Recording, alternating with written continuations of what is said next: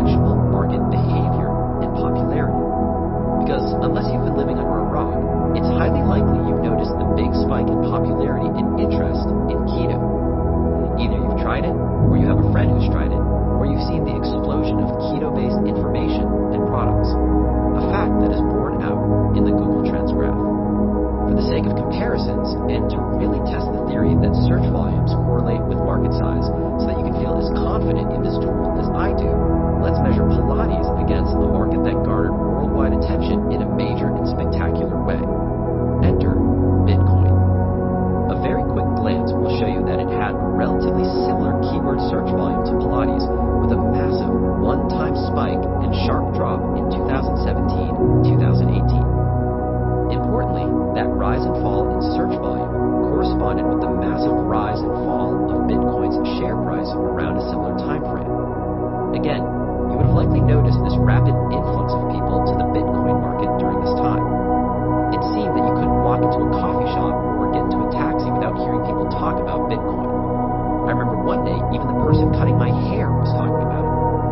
Now do you get the gist of how this tool works?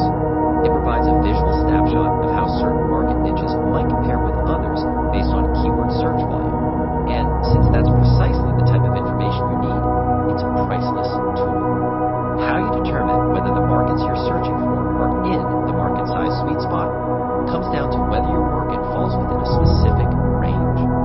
But to properly understand how that range was established in the first place, let's go over some key characteristics that provide the parameters for the ideal market size. First, you want markets that are stable or trending up.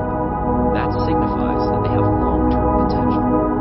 Current examples of stable or trending up markets over the past 5 years include markets like renovation and online education, which have both been stable markets, and social media, which is a consistent upward trending market. Contrarily, the last thing that you want to do is join a downward trending market, which usually happens when you hop on a fad bandwagon.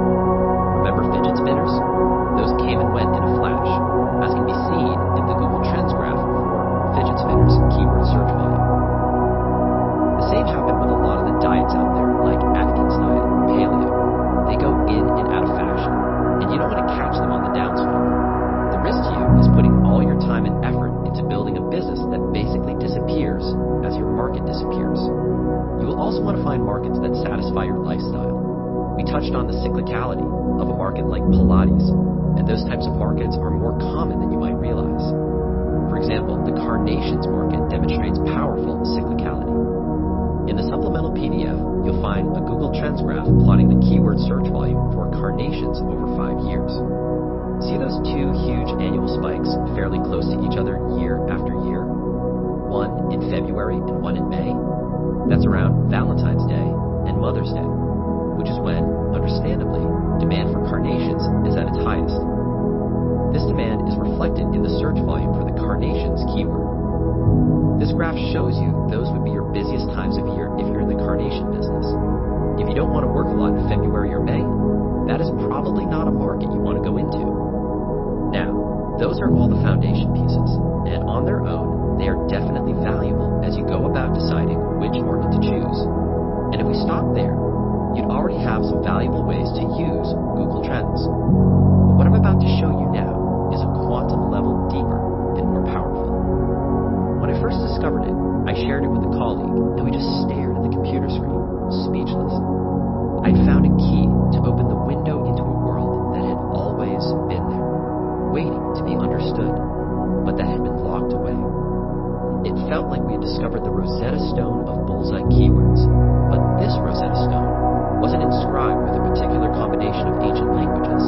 Instead, it was inscribed with a particular combination of successful businesses to help you decode the billions of pieces of data available in Google Trends easily, and to almost instantly know with confidence whether any business idea that you have is in the market size sweet spot I've identified.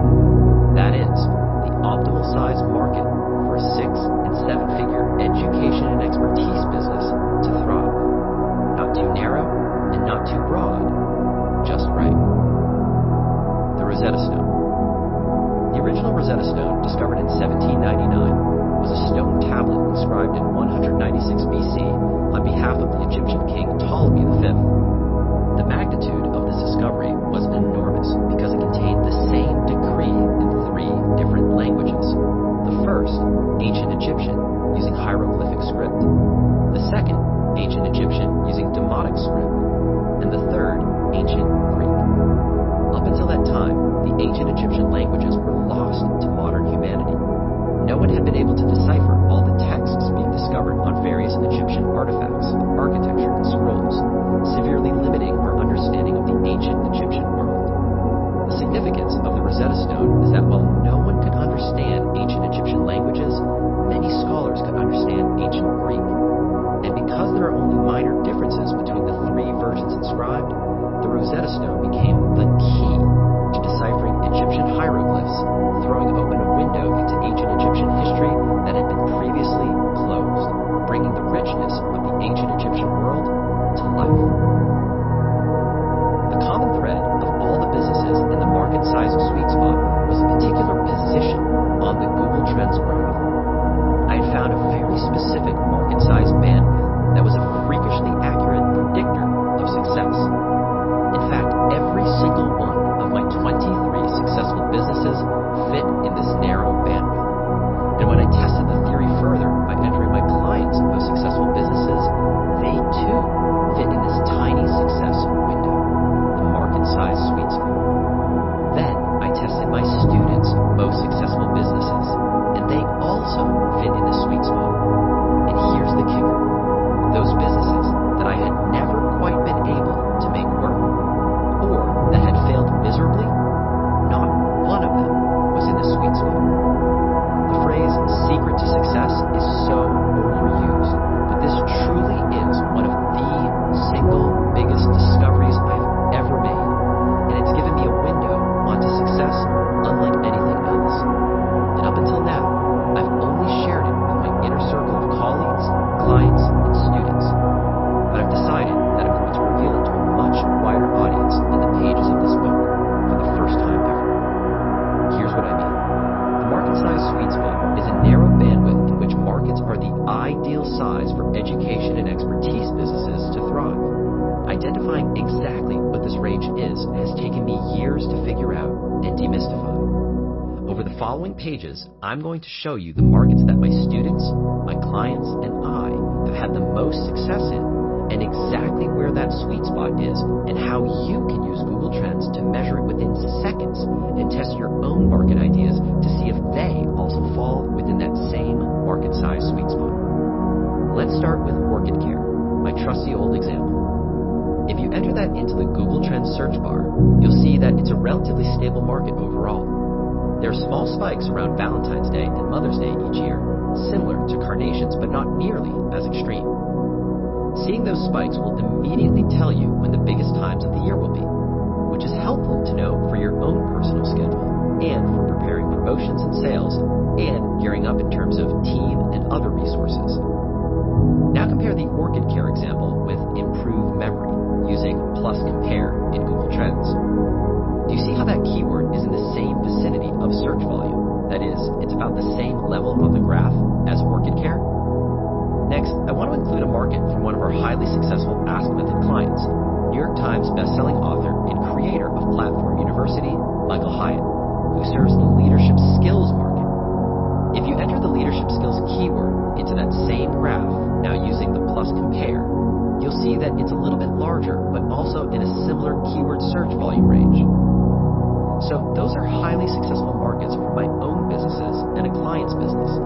Now let's take a look at a long proven success story from a student's market. Sean Bissell was one of the first students to have massive success with the Ask Method. He's an opportunity-based entrepreneur, and after a brainstorming session together, I helped him arrive at the beekeeping market. Again, that keyword falls into a search volume range that is very similar to the other businesses I just mentioned. Go ahead and add the beekeeping keyword into the same Google Trends graph now, using plus compare, and you'll see what it looks like. When I entered dozens and dozens of other successful business keywords, they all fell within the same range. The keywords listed here became our Rosetta Stone keywords. That means you can enter these 4 keywords, Orchid Care, Improve Memory, Leadership Skills, and Beekeeping, into Google Trends at any time, using the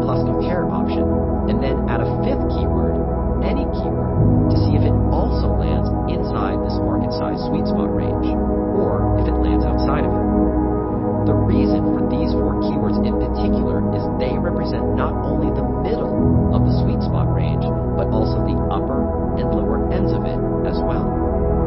Let me illustrate just how incredibly powerful this combination of the Google Trends tool with the Rosetta Stone bullseye keywords is when evaluating which markets to go into. For this next example, I'm going to draw on the experience of my client, Ron Reich, whom I mentioned earlier. When Ron first came to me, we embarked on a brainstorm session together, and he immediately headed toward the self-help space when thinking about which market he might like to go into. If you look at self-help in Google Trends when compared with the Rosetta Stone bullseye keywords, it's immediately apparent just what a giant market it is. This graph shows self-help is a huge and daunting market that can prove to be too big and broad to make any progress in, or too vast and dangerous to survive in.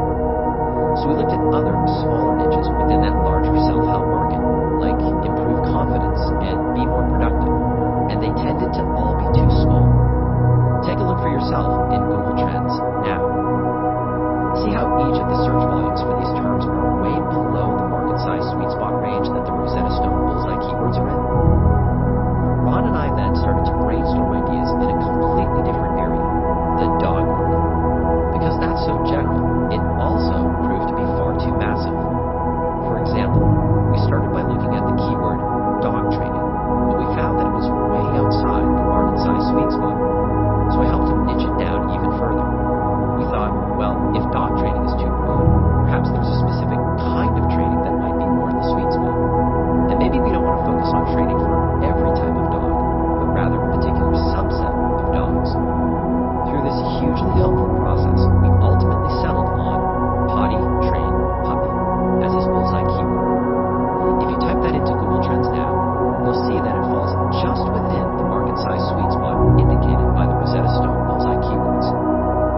Are you starting to see that there may be something to the markets that fit in this particular range? They're not too broad, they're not too narrow, they're just right. If you compare any of the examples I just gave you with the Pilates example from earlier, you'll see just how broad Pilates is. It's way outside the sweet spot range, proving it's too large, too competitive, and something you'd want to consider niching down. That said, you have to be careful not to go too far in the opposite direction and niche down too narrowly. Take Pilates ball exercises, for example. When compared to the Rosetta Stone bullseye keywords, you can see just how minuscule some niche markets go. That's way too small. Let's bring the red, green, and yellow traffic lights into this now. What you've essentially been seeing with these last few examples is the keywords that fit within the same range as the Rosetta Stone bullseye keywords. For example, potty train puppy are green light markets that mean yes, go. And keywords that are outside the range of the Rosetta Stone bullseye keywords, for example, self-help, dog training, Pilates, be more productive, and Pilates ball exercises, are red light markets that mean no, stop.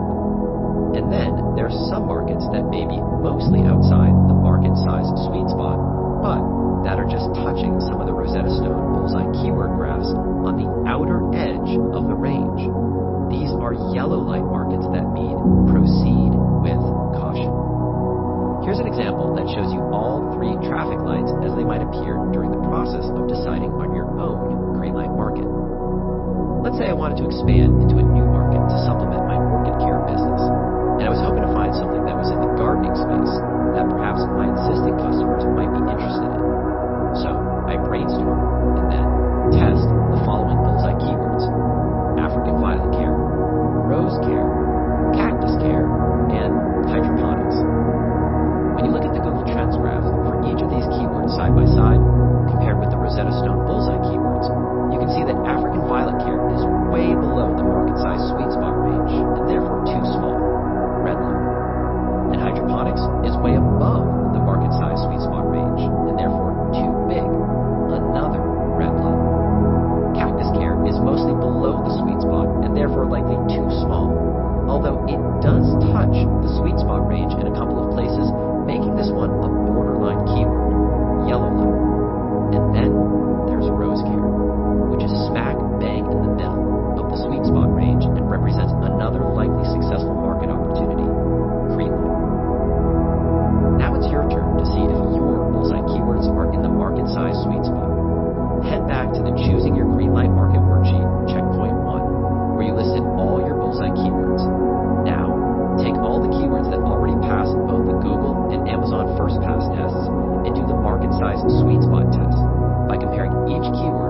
Rosetta Stone bullseye keywords: orchid care, improved memory, leadership skills, and beekeeping. Now, you'll be able to see instantly whether they fall within the market size sweet spot or not. Remember, if the Google Trends graph for your bullseye keyword is completely inside the market size sweet spot range, it's a green light and you can move forward. If the graph is clearly outside the market size sweet spot range, either too big or too small, and not touching any part of the Rosetta Stone bullseye keywords, it's a red light, which means stop. Do not move forward. If your keyword is partially touching or partially inside or outside the market size sweet spot range, it's a yellow light, and you can keep it on your list for now. This is one you may decide to pause or move forward on when it comes to the next step in the test process. But what happens if you discover that your very favorite business idea is outside the sweet spot? Does that mean it's destined to fail? No. If your keyword doesn't fit within the range at first, it doesn't necessarily mean there's no hope for your business idea or niche. It might simply mean you need to go through the process of refining your bullseye keyword further to really find the ideal sweet spot. That could mean that you niche it down to make your market idea more specific, like Ron Reich did, or that you need to go broader to make your market idea serve a bigger audience. This market size sweet spot test is meant to help you reframe the focus of your business, so it might just be that you haven't yet zeroed in on the ideal way to frame and focus your market. That's why this is such an incredibly valuable process. You now have a quantifiable, easy way to instantly evaluate your business ideas and become clear and confident about your niche. Really, anyone can do this. Does that mean that you'll get it right the first time? No. Does that mean that you won't have times when it feels hard? No. Does that mean that you might not have to make some unexpected pivots along the way? No. Take Ask Method student Anna Baumgartner, for example. Anna participated in a live Choose Your Market training that I conducted, which included a 10-day Choose Your Market challenge. During those 10 days, Anna documented the process and her discoveries along the way in real time. She shared how she went from knowing nothing about the Choose method to finding her green light market. Spoiler, it was not the market she expected, and it was not without some red lights and obstacles along the way, but it still worked out wonderfully for her. Here's a quick summary in Anna's own words. Day 0. Introduce yourself. I teach entrepreneurs how to hire and manage their VA, virtual assistant. My goal: I would like to confirm the niche market I'm in, VA, and I'd also like to learn more about Ryan's process for choosing a market. Day 1. Brainstorm your business model. I chose the education and expertise business model because that's where most of my experience is. I enjoy sharing knowledge and ideas with others in a creative but practical way so that they can immediately apply it. And it makes good business sense due to the high number of people spending more to access online learning. In terms of products, I would consider online courses, coaching consulting, webinars, and events. Day 2. Brainstorm. What type of entrepreneur are you? I'd say I naturally tend toward mission-driven, but lately I'm more open to opportunities that present themselves to me. I love to serve adults who want to improve their lives. The more my clients are involved and excited, the better my coaching becomes. It really helps if they feel they need what I have to offer. Considering my expertise and passions, there are a few different kinds of people I can help. And here are the major ones. Entrepreneurs who want to learn to manage their small teams or VA teams. People who want to be able to function in the Chinese language. And parents who need to know how to help their kids who have fallen out of love with math. Day 3. Brainstorm your business ideas. My top 3 business ideas. I want to help people to, number 1, manage their VAs. Number 2, increase the quality of elder care. Number 3, learn to read music through games. Day 4. Test your bullseye keywords.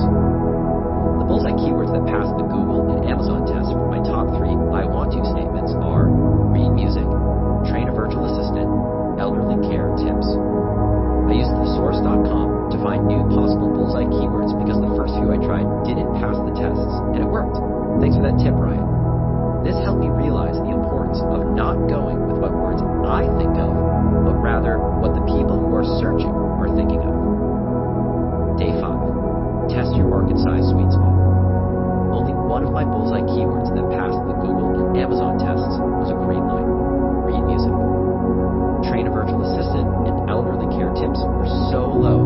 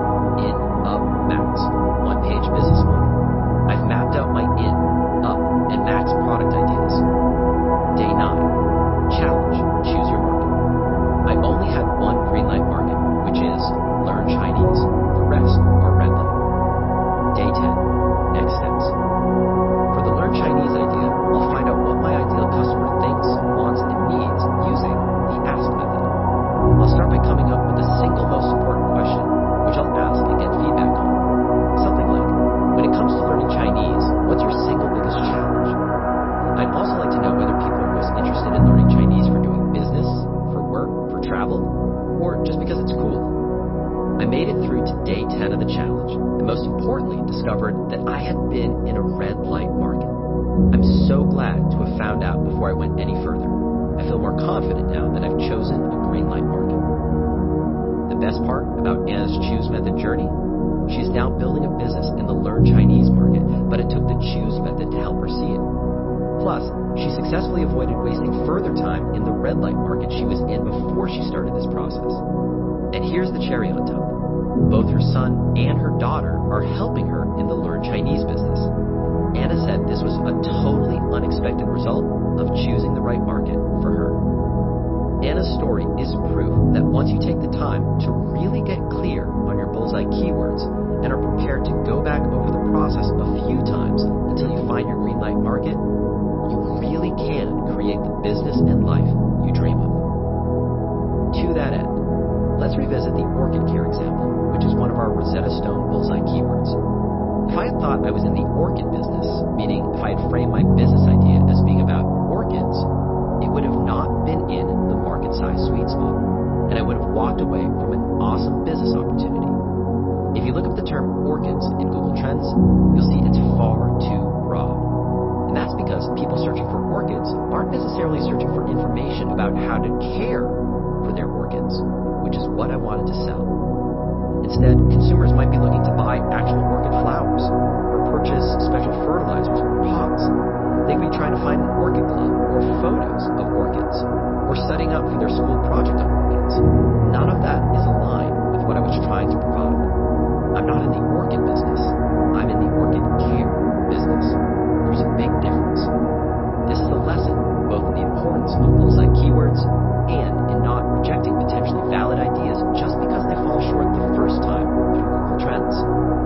Sometimes you just need to find your edge. It's possible that your idea has great potential. Use this testing process as an opportunity to sharpen, clarify, and hone that idea accordingly. After running all your ideas through Google Trends, you want to move forward with your short list of bullseye keywords that pass both the first pass Google and Amazon tests, as well as the market size sweet spot test. This brings you to checkpoint 2 on the Choosing Your Green Light Market worksheet. At this point, you will transfer your short list of successful keywords over to checkpoint 2, so you can see whether they're going to pass the other sweet spot test, the market competition sweet spot. Step 6. Market competition sweet spot. In the competitive world that so many of us live in, a common misconception is that we must eliminate the competition in business in order to be successful. To be the best means to be the only one standing. Yet, I'm here to tell you that when it comes to choosing your market, you actually want competition. Similar to the market size sweet spot, the secret here is having the right number of competitors. Not too many, but not too few. I think the biggest fear around competition in the business world is that there are too many people competing for the same clients. The worry is that the bigger, more established players have an unfair advantage in scooping up all the leads, and that businesses with bigger budgets, bigger teams, and more resources force up the price of advertising, which means the smaller folks can't compete in that same market. First, I'll validate the small portion of the mindset that's actually true. If you have too much competition, it might imply that your market is already oversaturated or so mature that it could be hard or expensive to gain traction within it. Quite frankly, it could be a bloodbath of people always reducing prices and climbing all over each other to get the sale. It's what Blue Ocean Strategy authors W. Chan Kim and Renee Moborn call a red ocean for that very reason. It can often take a very long time before you get return on investment, or it might just be downright unprofitable. On the other end of the scale, some people think that finding a market with no or too little competition is seen as a plus. They think they'll have the market to themselves and get to monopolize the need, but very likely there's a reason no one is in the market. There's not really a big need. Not enough competition is just as problematic as having too much. Net, take the lack of competition as a definitive warning sign. In the quest for originality, some people think they've missed an opportunity if someone has already done it or created it and that creating a successful business means coming up with a brand new idea that will blow everyone's minds with something the world has never seen. I'm all about filling holes that need to be filled, but here's the truth of the matter. Pioneers get shot, and settlers get rich. You don't have to be the first one in a market forging the way. Yes, the early pioneers had greater opportunity to stake a claim, but they also had greater risks. Once they found gold, oil, or water, it was all too easy for someone to set up shop right next to them and tap into the same source from an adjoining field with none of the risk or cost associated with the pioneer's venture. You want to be like the settlers who came in after the pioneers had carved a trail and done all the hard, dangerous work. The settlers were able to learn from where the pioneers failed and where they thrived. They fast-tracked their results for a lot less risk and expense. Google wasn't the first search engine. They identified an opportunity that someone else pioneered, built a better mousetrap, and settled in that space. Similarly, Facebook wasn't the first social network. Amazon wasn't the first online bookseller. Apple wasn't the first to sell smartphones or MP3 players. They all simply found something that was working, that someone else had pioneered, and made it better. And that's exactly how you should be thinking. You want to be looking for a market with competitors who are succeeding in spite of themselves. That is evidence that they're making money in spite of having holes or gaps or something they're missing that represents an opportunity for you. This is what I found in the Scrabble tile jewelry market. I couldn't believe how much money someone could be making with such a poorly created product. Gone are the days of assuming you have to monopolize a market in order to be successful. The reality is you're looking to build something just a little bit better or a little bit different, where there's already a pre-existing demand and evidence of pre-existing success, so that you have an existing market to sell to. So how do you find out whether your idea fits inside the market competition sweet spot? In a word, advertising. But your competitors, not yours. You see, if you look around your proposed market and notice that competitors within the space are spending money on marketing, your future is looking bright. Here's why. Marketing costs money. So if competitors are using paid advertising to promote their products or services, that means they're making enough of a profit to be able to afford the marketing. Nobody will spend money on paid ads for any extended period of time if they're not making money. It's not a perfect indicator, but it's a good marker to show that the market you're thinking of entering is viable. Remember Sean Bissell and the success he found in the beekeeping market? Years ago, Sean was working a job doing search engine optimization, SEO, for a marketing company when he decided to start his own business. The only problem was he didn't feel like he had any expertise aside from doing SEO for other people. So he simultaneously worked on brainstorming a business idea while trying to find an expert to partner with. His exploration ultimately led to the testing of two niche market options. One was the hummingbird market, and the other was beekeeping. They seem like very similar markets on the surface. They're both small species with buzzing wings, and people make a hobby out of attracting them. But when Sean really did the research, he found one enormous difference. The hummingbird market had absolutely no competition in terms of advertising online. But the beekeeping market did. The perfect amount, in fact. The sweet spot. How did he figure it out? A simple test. Whereas for the market size sweet spot, we use Google Trends to see what people were searching for. Now we want to see how many people are advertising online on your bullseye keyword to gauge the level of competition. And to do this, we shift our attention from Google to Amazon. Why we focus on Amazon specifically is because while people go to Google to search for information, people go to Amazon to spend money. To look at your competition, we want to look where the buyers are. In fact, in 2018, Amazon accounted for 49% of all online retail spending in the United States. In other words, 49 cents of every dollar spent online in the U.S. was spent at Amazon.com. When you visit Amazon, if you can see businesses not only selling their books, programs, and products there, but also spending money to advertise those same products, it tells you that those businesses are finding it worthwhile to spend money on that advertising.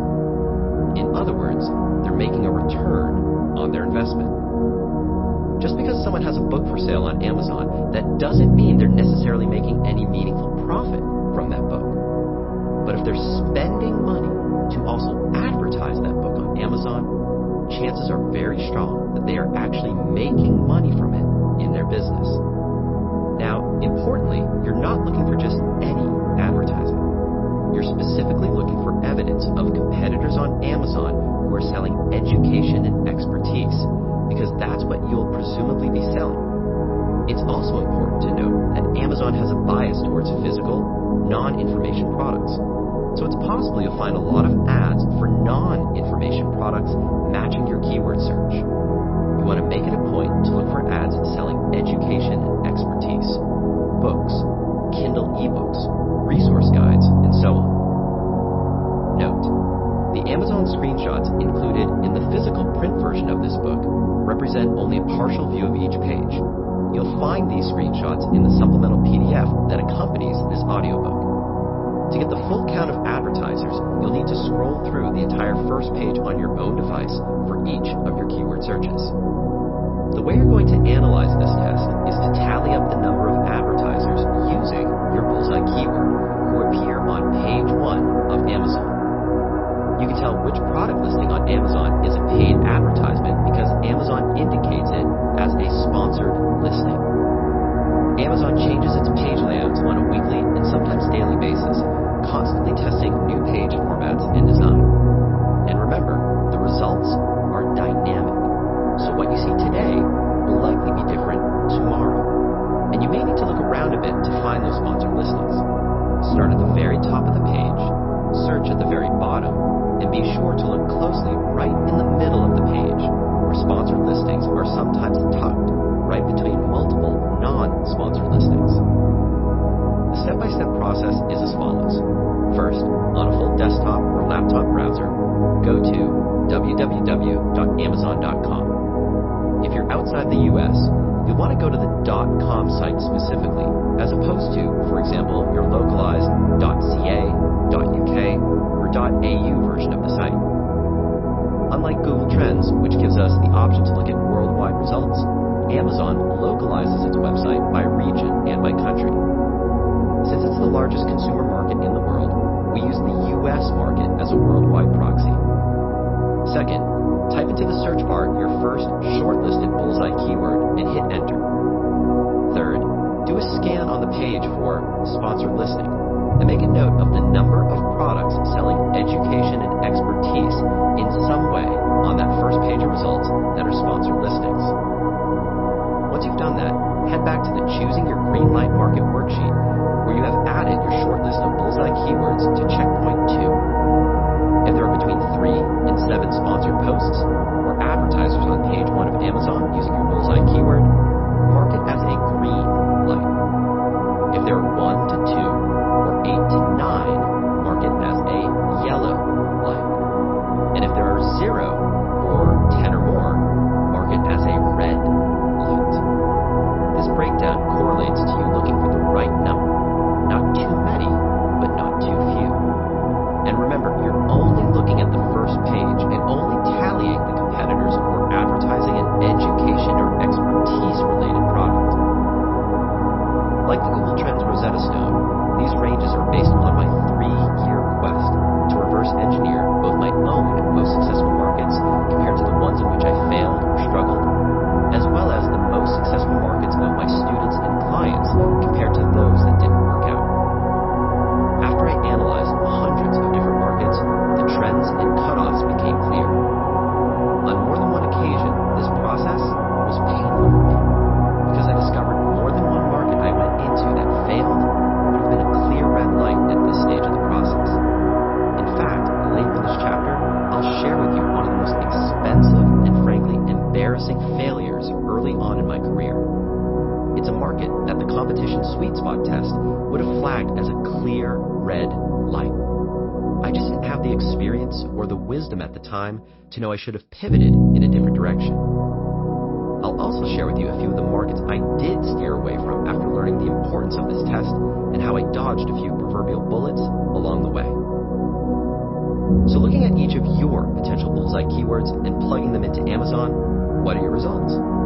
If you're like most people, you may start to discover that similarly sized markets from the Google Trends market size sweet spot test have radically different levels of competition based on the Amazon competition test. Here's a sampling of some results that my clients and students have had in going through the same process. Home brewing. There were multiple people advertising, but every single one of them was selling some kind of physical equipment or home brewing kit, along with education in the form of a guide or training. If you are open to selling physical equipment bundled with your information, it'd be a green light. If not, it's a red light. Learn to code. There were 8 people advertising books and other information products on the topic of learning to code. So while Learn to Code was a green light on the Google Trends Market Size Sweet Spot test, it's a yellow light on the Amazon Market Competition Sweet Spot test. Presentation skills. There were 5 different advertisers. That's a sign that they're making money. Each one was a product selling education and expertise, so it got a green light. This process will likely further refine your keywords, and by now, you might have already had to go back to the drawing board a few times as your keywords hit red lights. I've hit my fair share. There were the quinceañera market, my grand idea to go into flea removal. Spoiler alert, yeah, that one didn't work out. Scrapbooking bargains, don't ask. Daily cartoons geared for crafters, trust me, I wish I was joking. And oriental art boxes using leftover origami paper, yep, I'm serious. In all of these instances, the competition was either way too extreme or practically non-existent, or the idea was just horrible, so I didn't proceed. There are also repercussions to proceeding with a business idea despite too much or too little competition. I've had my fair share of those too. One of my biggest failures early in my career was in pest control. There are a few massive companies out there that were big money players in the space, and then a bunch of one-person operators who had to split the rest of the pie. I decided to pursue that market without the benefit of the experience I have today, and without the process and framework outlined in this book. If my choose method had existed back then, it would have led to the discovery right from the start that the pest control market was a red light market. That knowledge would have saved me from making a $75,000 mistake and losing nearly a year of my life trying to pursue it. To this day, it was one of the most expensive lessons of my career. Before I landed on orchid care, I was looking at the orchid market in general, more along the lines of selling orchids. And I saw we would be eaten alive if we tried to go up against 1-800-Flowers or other huge brands that had a ton of money. It brings up a valuable lesson. Go after what you can feasibly accomplish, and don't go after what you can't. Bill Gates might be able to solve the worldwide problem of malaria, but you likely can't, and that's okay. Billion-dollar problems require billion-dollar budgets. What kind of budget do you have?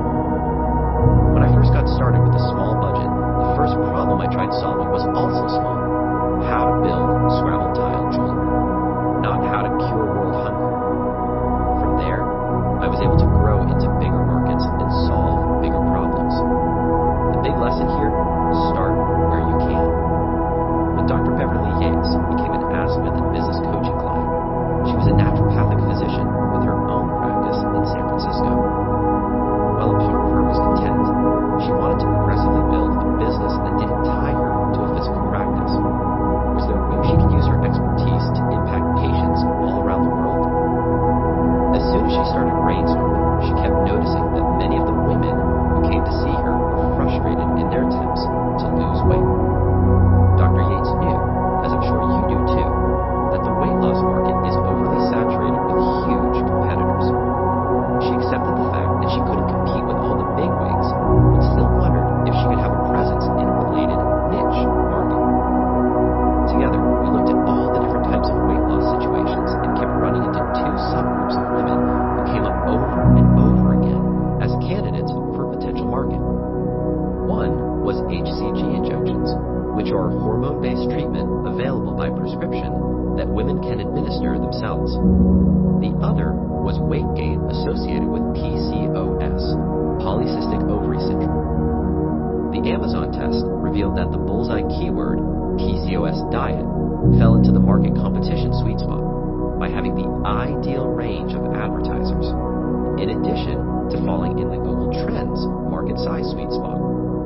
HCG diet, despite falling in the Google Trends sweet spot, did not fall into the Amazon market competition sweet spot.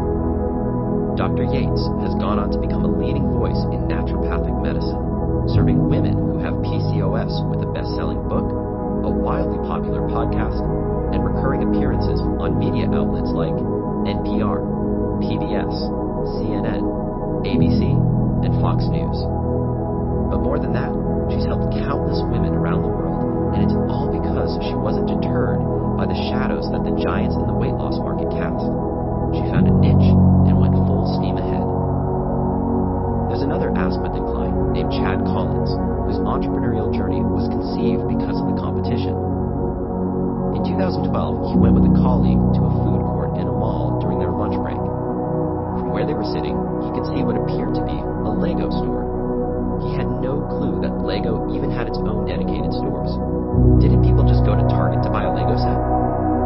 But seeing the sign above the door, with its unmistakable block letters and primary colors, made fond childhood memories come flooding back. He insisted they stop in after they finished eating.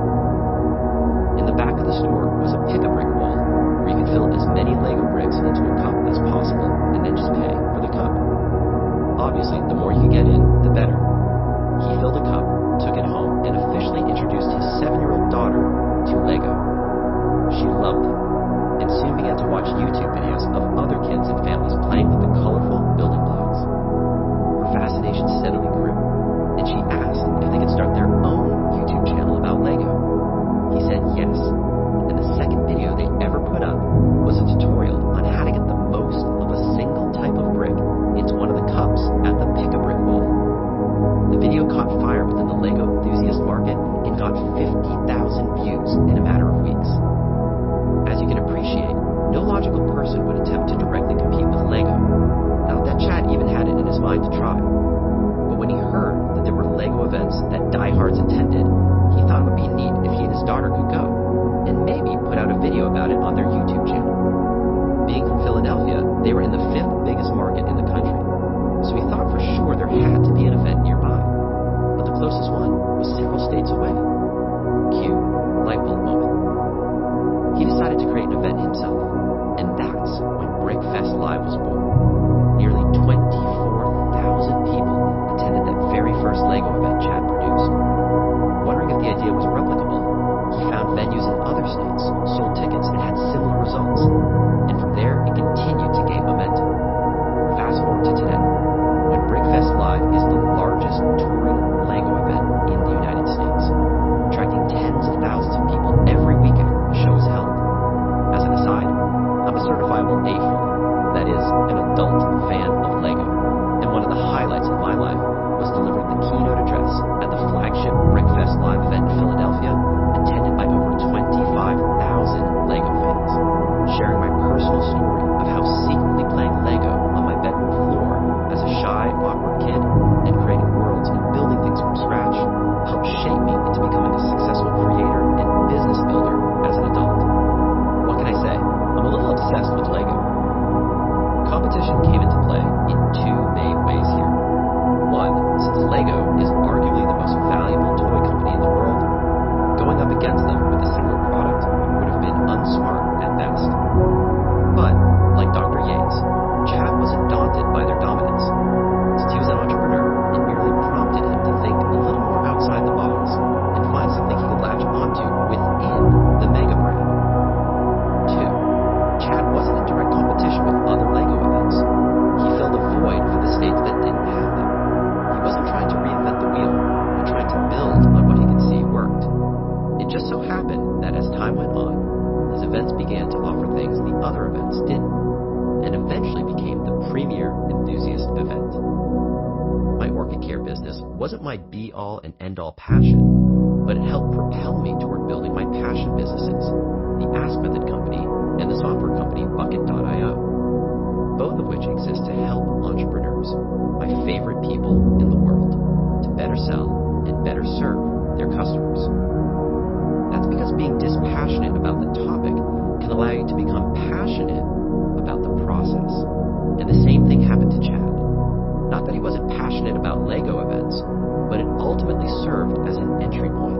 Today, Chad owns a company called Open World. They produce massive family events that includes the original Brickfest Live, now in dozens of major cities around the nation, as well as Mindfair, an official Minecraft community event that operates under license from Microsoft, Young Innovators Fair, an interactive science event centered around STEM learning, and an upcoming Comic-Con for kids.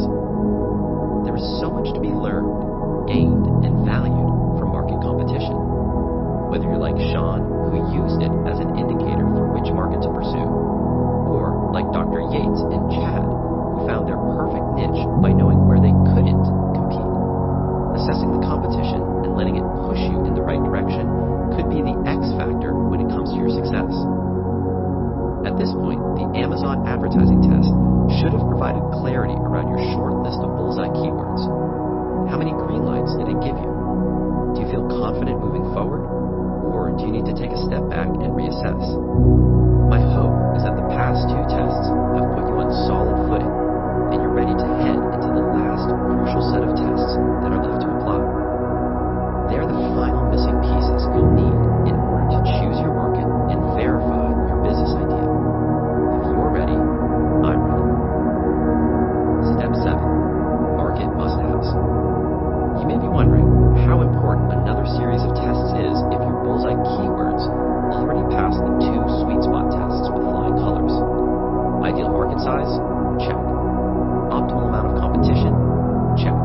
You're good to go, right? Not quite yet.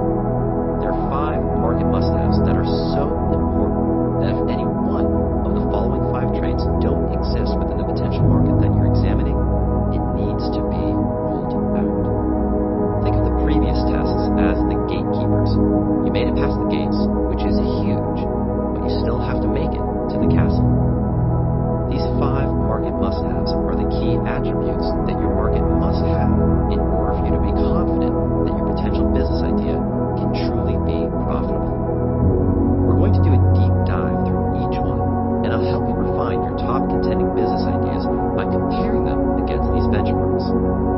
If you refer back to checkpoint 2 on your Choosing Your Greenlight Market worksheet, you'll see that to the right of the market competition sweet spot traffic lights are the 5 boxes that indicate each must-have. As we review each of the 5 traits, you'll check the corresponding box if your business idea fulfills that criteria. But there's one thing I need to touch on before we jump in. At the beginning of the book, I mentioned the in, up, max framework that I commonly teach our clients. For a quick refresh, in, up, max is a progression-based concept that advises you to launch your business with a low-priced product that acts as a low barrier of entry. It's applicable to and affordable for 100% of your customers. That is your in. Once your customers are familiar with your business or brand, you can offer a more premium product at a higher price. Because it's more expensive, it's reasonable to assume that not everyone will make the purchase. Typically, you'll find that 10% of your customers potentially will. That is your up. Finally, you have a top-level offer for customers who are willing and able to spend top dollar on the bells and whistles super premium version of your product or service. The price is roughly 100 times your initial entry product, and you'll find that typically about 1% of your total customer base will complete the purchase. That is your max. As you can see, the in-up max approach offers both ascending levels of value for your customers and substantial opportunities for business growth for you. It's a powerful concept and relates to a handful of the market must-haves.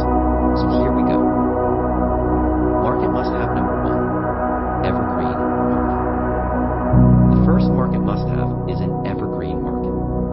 In botany, an evergreen is a plant that has green leaves throughout the year. The same principle applies here. You're looking for a market that continuously self-renews despite season or temperature.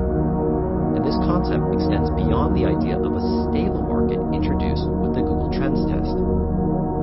stable market might be stable for years, but an evergreen market is relevant for decades.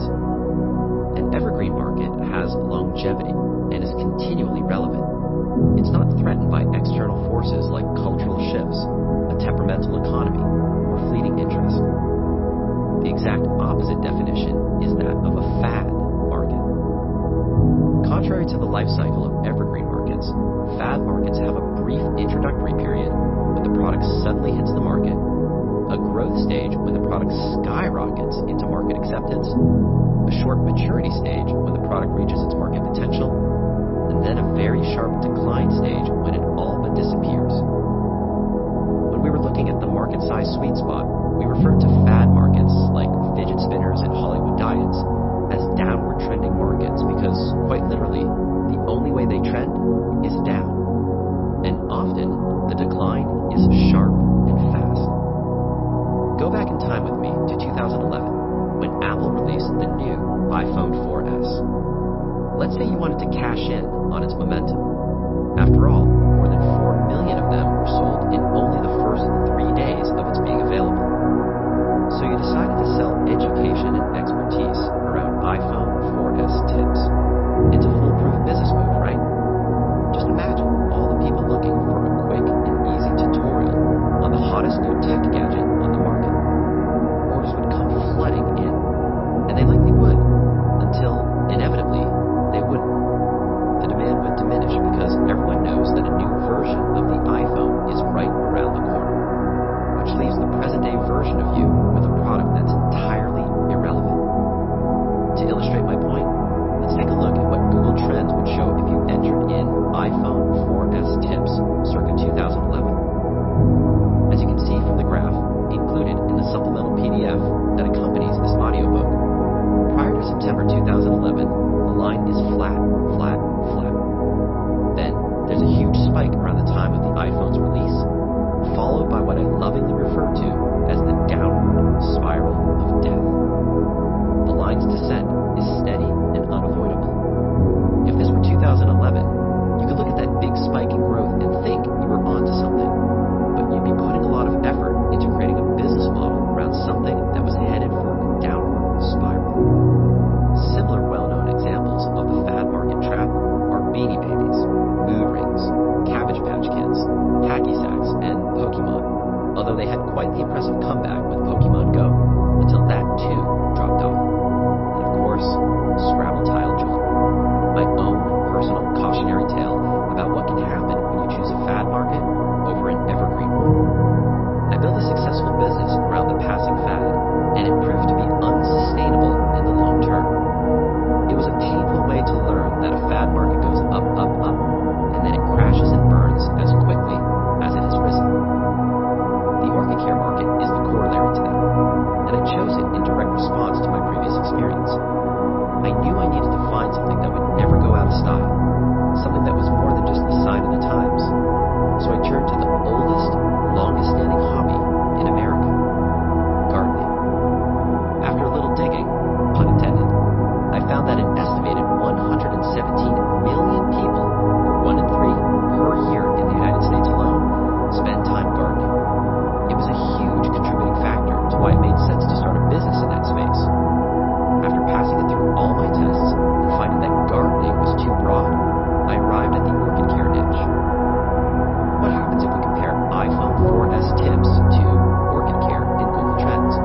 A quick glance proves that an evergreen market will consistently make you money and a fad market won't, because evergreen markets translate to consistent demand and fad markets don't. Ron Reich nailed it when he chose to enter the potty, train, and puppy market. Caring for dogs, while too enormous to successfully maneuver without paring down and finding a niche, is a perfect example of an evergreen market. Dogs will never go out of style. People will always have them and will always buy products to care for them. The longevity component comes into play not only because of a dog's average life expectancy, but because dog owners tend to always be dog owners. If a furry family member passes away, the owner is likely to get another. Now, take a look at your bullseye keywords. Knowing that an evergreen market comes down to longevity, which ideas on your short list qualify? Are there any that people will remain interested in over time? For your business ideas that do qualify, proudly put a check mark in the evergreen box. Use Google Trends to help you validate. If none of your ideas fulfill that must-have, spend time brainstorming about how you can adapt your idea to meet the criteria. And if you still hit a dead end, remember it's okay to go back through the Choose Your Market process as many times as you need to reassess your ideas. Market must-have number 2, enthusiast market. The second market must-have is called an enthusiast market, which describes a market where the buyers are highly enthusiastic about the topic, so much so that they tend to remain buyers for a long period of time. For some, their entire life. Prime examples are antique collectors, sports car lovers, guitar players, home brewers, or orchid enthusiasts. What are you enthusiastic about? How much money have you spent on fostering that interest, and what array of products has that entailed? While this might seem like a category with an extremely obvious definition, it's important to distinguish the difference between an enthusiast market